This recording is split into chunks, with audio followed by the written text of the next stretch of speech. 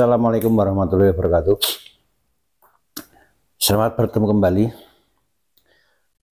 Sahabat Quiz Boys, pernah nggak mendengar kata sekolah rakyat? Kalau seusia saya ke atas, rating saya ke atas, itu 2 kali pernah mendengar sekolah rakyat. Pertama, sekolah rakyat di saat Orde Lama. Di Bapak Ibuku dulu sekolah pertama itu di sekolah rakyat atau SR. Dan yang kedua sekarang di zamannya Pak Prabowo ada lagi sekolah rakyat. Setahu saya zaman Orde Baru itu seperti tadi saya katakan, Bapak Ibuku pertama kali sekolah itu di sekolah rakyat. Atau itu setara dengan SD, hanya nama aja, sekolah dasar. Di SR kemudian SMP, isinya gitu kan. Itu SR zaman Orde Lama. Dari zaman Pak Prabowo, SR ini saya nggak tahu. SR ini maksudnya seperti apa, tujuannya saya nggak tahu Bapak ya. Kalau SR seperti dulu, itu sekelas atau setingkat dengan SD, itu padahal sekarang masih banyak SD. Bahkan SD, sekolah dasar sekarang, SD SMP sekarang, itu terutama SD ya, itu banyak yang di regrouping, dihapus. Jadi bangunannya mangkrak, nggak kepake. SD negeri. Kenapa SD negeri banyak yang gulung tikar atau di regrouping? Karena banyak lingkungan sekolah dasar yang anak usia sekolahnya kecil, minim. Nah, anak usia sekolah SD minim ini dikarenakan ada 2 hal penyebabnya. Yang pertama, penyebab pertama itu karena suksesnya program pemerintah.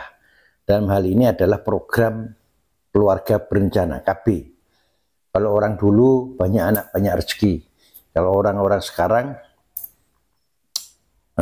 lebih cenderung ke keluarga kecil, anaknya sedikit, dan itu pun selangnya antara anak satu dengan yang selanjutnya itu selisih waktunya, umurnya agak jauh.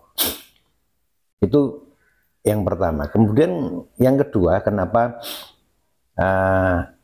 SD negeri sekarang kurang murid sehingga di regrouping? Karena yang kedua itu banyak orang tua yang lebih mempercayakan ke sekolah swasta. Sekolah swasta yang bayarannya tinggi. Bayarannya tinggi. Ya kasuistik mungkin ya. Kalau di daerah saya banyak orang tua yang menyekolahkan anak yang di SD maupun SMP itu ke swasta. Ke swasta. Jadi nggak tahu apakah karena sudah tidak percaya dengan lembaga pemerintah, dalam hal ini lembaga pendidikan pemerintah, sehingga SD itu banyak yang di regrouping tadi. Jadi kalau sekolah rakyat yang dibuat oleh Pak Prabowo ini, yang diprogramkan oleh Pak Prabowo ini, niatnya adalah agar masyarakat bisa menyekolahkan dalam tanda petik, artinya memperingan biaya. Saya kira salah sasaran, terutama di wilayah saya, di wilayah kabupaten. Jadi ada istilah di dalam pemerintah itu miskin ekstrim. Sekarang nggak ada miskin ekstrim ya. Miskin ekstrim itu adalah keluarga yang tidak bisa memenuhi kebutuhan dasar, salah satunya pendidikan. Sekarang nggak ada, kecil sekali kalau ada. Jadi saya khawatir program Pak Prabowo yang ini, sekolah rakyat ini nanti sudah dibangun dengan biaya yang tinggi, ya ternyata nggak ada yang sekolah.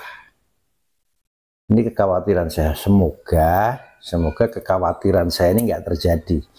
Atau mungkin karena kekurang pahaman saya tentang sekolah rakyat ini.